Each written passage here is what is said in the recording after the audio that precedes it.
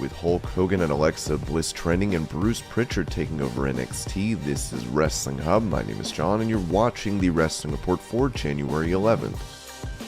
Before we get into the rest of the video, make sure you subscribe to Wrestling Hub and turn on all notifications to stay up to date with everything in the world of pro wrestling.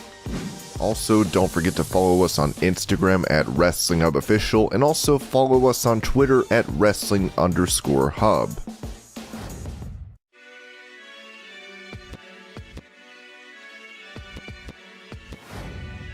With him being a former NXT champion, many had high expectations for Karrion Kross when he made his way to the WWE main roster. Talking to Chris Van Vliet, Kross revealed who he was going to work with. I did have several people tell me that there were conversations of me working with Randy, Bobby, Drew, Bray, and maybe Roman, but nothing was concrete. It was just mentioned as possible matchups, which I was thrilled for. Who wouldn't be? You want to work with these people. They are the best of the best. When I got there, it was showing up and doing what they want you to do. Kross would then be asked about the possibility of signing with AEW, as he noted the fan response when he asked that question on Twitter. I said, hey, where would you like to see me next? It was an overwhelming amount of people who wanted to see me go to AEW. I had that Peter Griffin moment like, I'd probably still be wrestling. I'm sure I would have been happy and creatively fulfilled. All of my friends work for AEW. I had only a couple of friends work in WWE. I would have been in good company. Not that I wasn't on NXT. The locker room is awesome there. I think I would have loved it.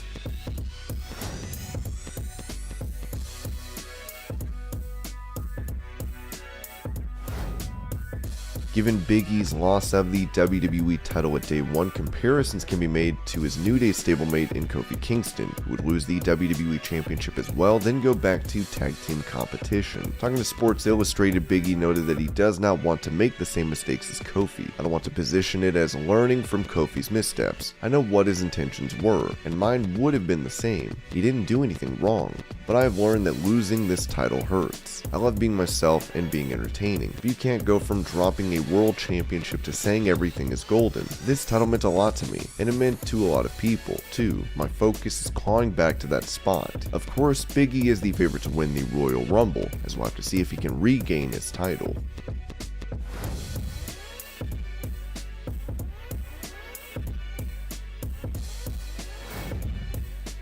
Cody Rhodes has been getting more and more boos from fans, with many calling for him to become a villain on screen. During an interview with Barstool Wrestling, Cody touched on his current character, noting that he only cares about winning. I think the shirt really sums it all up. I don't have to be a babyface. I don't have to be a heel. I just want to be a winner. I sincerely do. That's the type of stuff I grew up on. In my household, we're New York Yankees fans. Die-hard Yankees fan. No, it's wrestling no matter how you look at it. Whether you were so immersed in the suspension of disbelief, or you are somebody who covers it from just the behind-the-scenes aspect of wrestling. The winning guys make the most money. The winning guys get the most opportunities. That is a real thing. With Rhodes isolating himself due to being exposed to COVID, we hope he is able to make his return soon.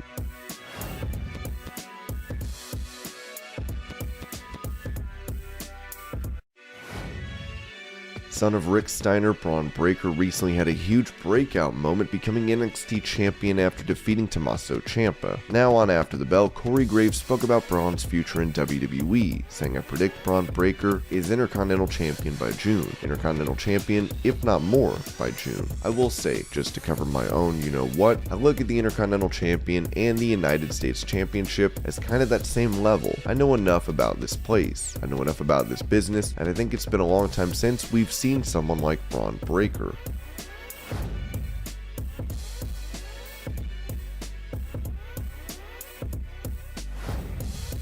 With Marko Stunt not having been seen on AEW programming in a while, it is believed that his contract with the company will not be renewed. On his podcast, Jim Cornette touched on this, saying, now that they are trying and in some cases succeeding to present a product that looks like a real promotion, they have several talents that should have never been signed in the first place. This is because they were not ready, might never be ready, and are not good enough to be in the spotlight. And that is a good enough reason now that Khan has already paid Marko Stunt for a year or two to say, you know what, call me in a year or two, we'll revisit this, grow up, see you later. Because it has been charity money so far, they have added nothing to the company. Marko would take to social media to note that his absence was due to him trying out for The Voice, as we'll have to see what the future holds for him.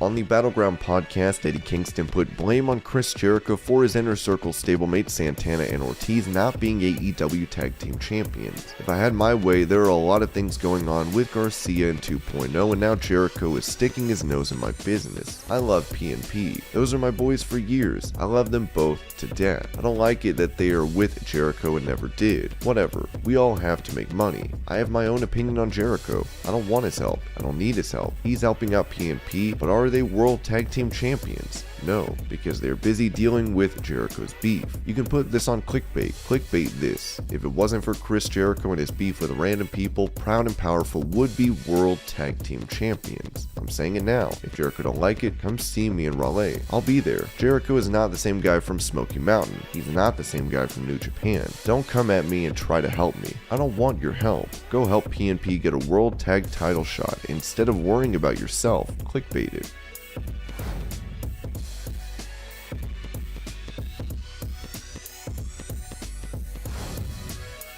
Talking about his future, John Cena told Ellen DeGeneres that he was not sure whether he'd be at WrestleMania 38, but said he isn't done with WWE. WrestleMania is usually in late March, early April. I don't know if I'm going to make it this year. That's a good conundrum to have, because there are a lot of good opportunities coming up, which I would love to take. If all those things line up, I don't know if I'll be able to make WrestleMania. I will tell everybody watching, I'm not done with WWE by a long shot. That's my home. I love it. I was able to go back during the summer for a few months and entertain audiences when they welcomed audiences back to arenas, and I far from had my last performance.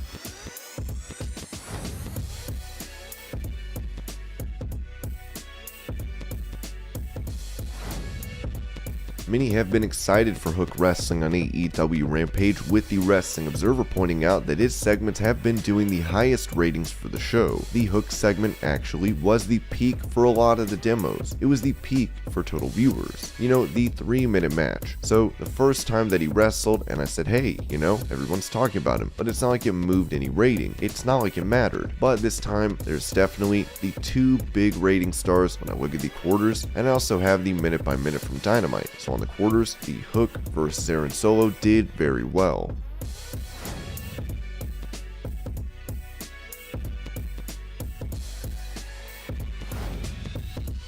With many of Triple H's closest confidants being released from WWE, it seems that the creative on the brand is now in the hands of Bruce Prichard, according to PW Insider. Prichard will be running creative with Christine Lubrano, and their head writer will be Johnny Russo, as he's been with the company since 2011. Son of WWE Hall of Famer Mick Foley, Dewey will also be on the NXT creative team, with him most recently being in charge of 205 Live, as Foley will be joined in this role by Anthony Golden Jr. And with Triple H still out of action, it remains to be seen what changes are to come and how much more alterations NXT can endure.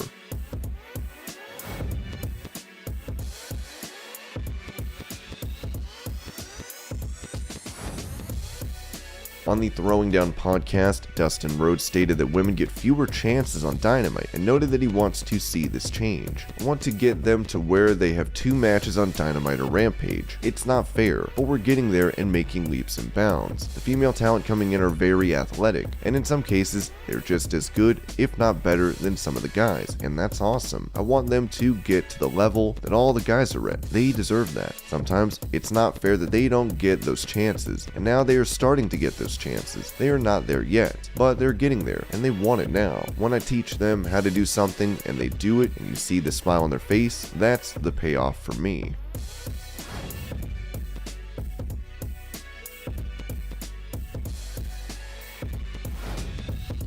With Hulk Hogan suggesting the late Betty White died because she was vaccinated, fans have taken to Twitter to blast the wrestling legend. Here's some of the reactions. Hulk Hogan is anti-vax, thus continuing the trend of steroid enthusiasts worrying about the possible adverse effects of a life-saving vaccine. Cool. Hulk Hogan bent over for years injecting steroids into his posterior, and probably by other men and women for decades. Wants to talk about injecting vaccines? Betty White will live more years on this planet than he will. He probably has massive heart damage. Hulk Hogan is anti-jab. No needles for the Hulkster. Never, not once, has his leathery skin been pierced with a hypodermic needle. A shot? Not this man. And just like that, Sarah Palin is an authority on sex and Hulk Hogan is a scientist. You're in trouble, America.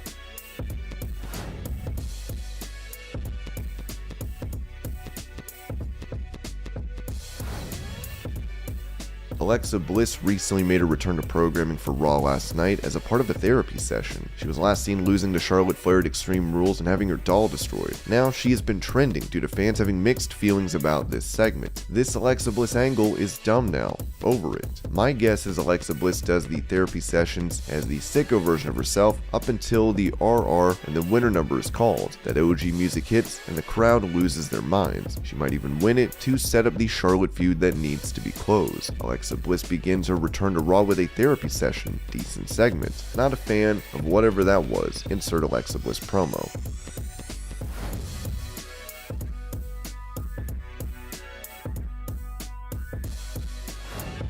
Armando Montalva was arrested in 2020 for multiple counts of trespassing on WWE property. Today he appeared in court again as the alleged stalker live-streamed this, with him representing himself in this case.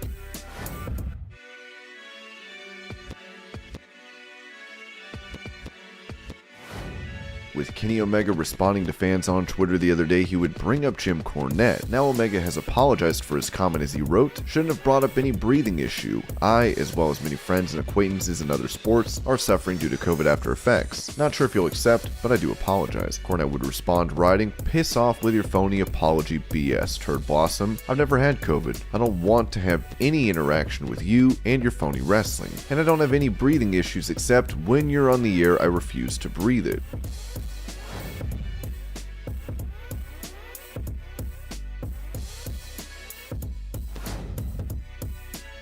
A tweet from the AEW on TV account put out a now deleted meme meant to mock Alexa Bliss's therapy session on Raw. While some fans saw this as insensitive, many found humor in it, as one user wrote, "We live in a culture that still devalues mental illness. I don't think they meant ill by this, but it's still tone deaf for a company that claims to be progressive. In fact, they've been tone deaf on a lot of things for which they claim to be progressive."